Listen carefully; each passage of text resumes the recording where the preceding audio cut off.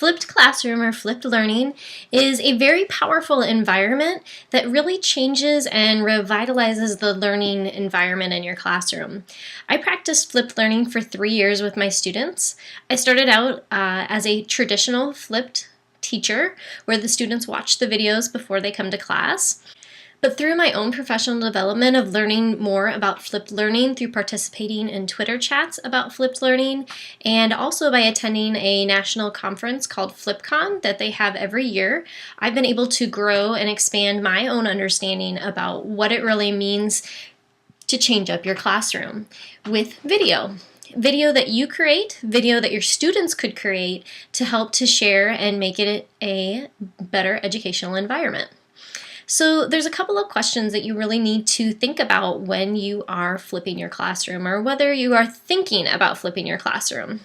The first thing is, what percentage of your class do you talk in front of everyone?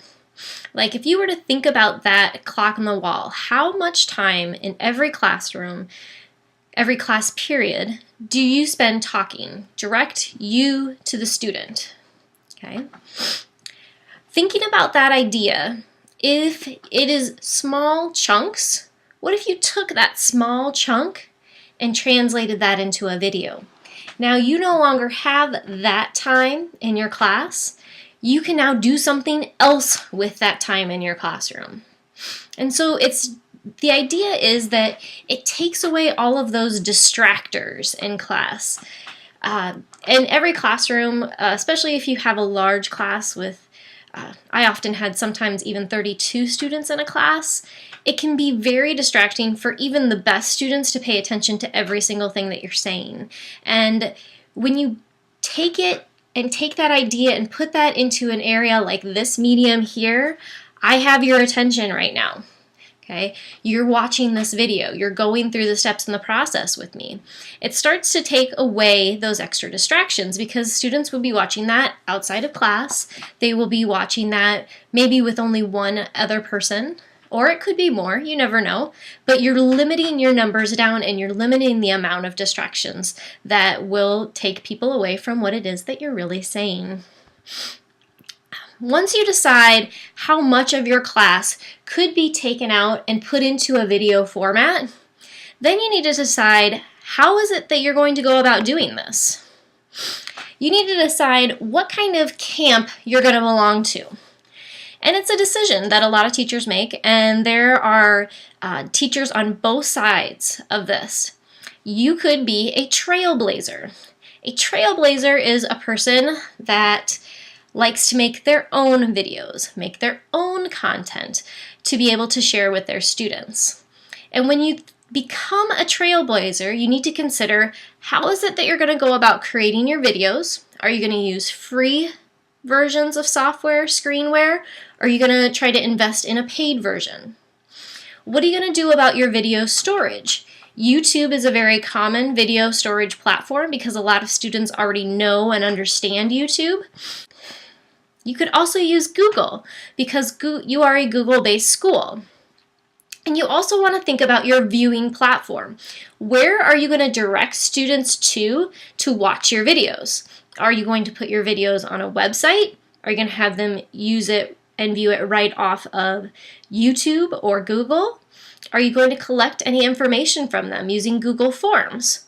And I'm going to briefly show you an awesome website called Edpuzzle that can help you to organize all of that together and collect good data on your students, making your life a little bit easier. That's the trailblazer path.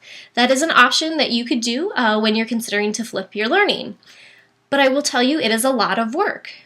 Once you get some things established and you learn a little bit more about that whole process, it becomes a bit easier, but it's still always a lot of work.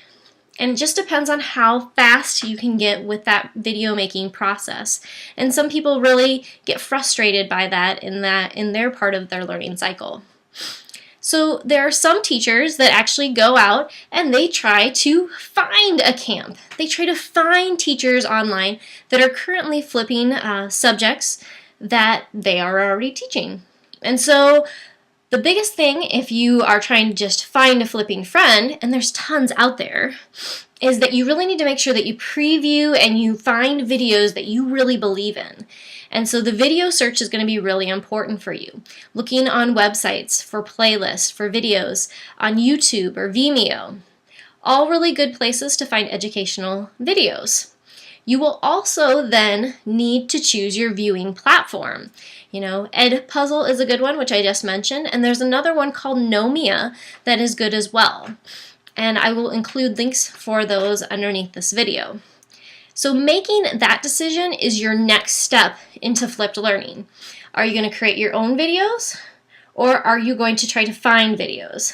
Both have their pros and cons, because if you try to find a video, you might be frustrated because it's not saying exactly what it is that you want it to say. But you don't have the hassle of trying to make your own videos. And so it all depends on what it is that you're looking for as an educator. And the last step of kind of getting established with a flipped learning environment is to really think about this idea here. We've got Bloom's taxonomy listed here in different colors.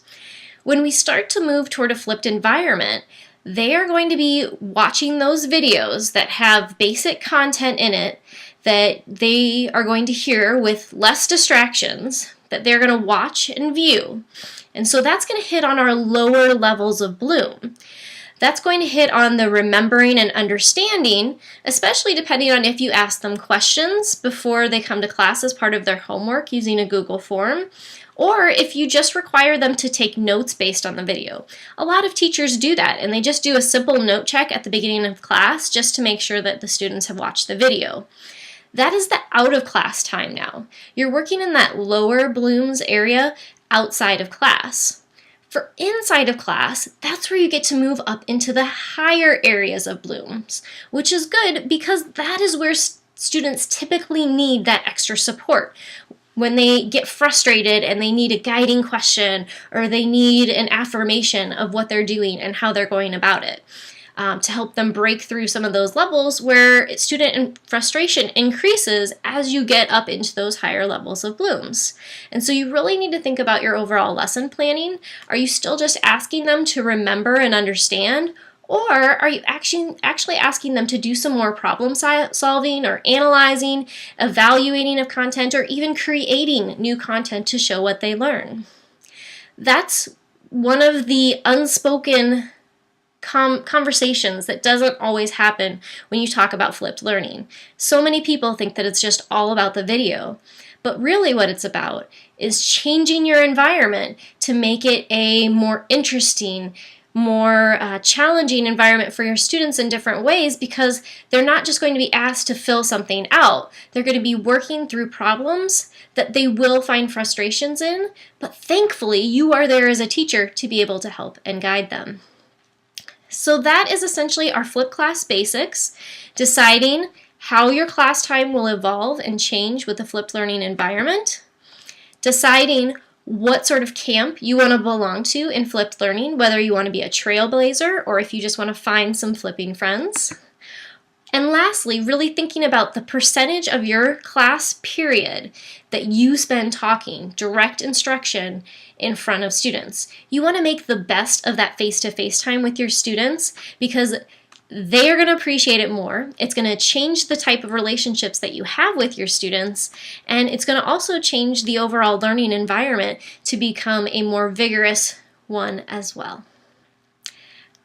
Thanks, and I hope you understand a little bit more about flipped learning from this. There's so much more I have to share with you, but we're going to take it one step at a time.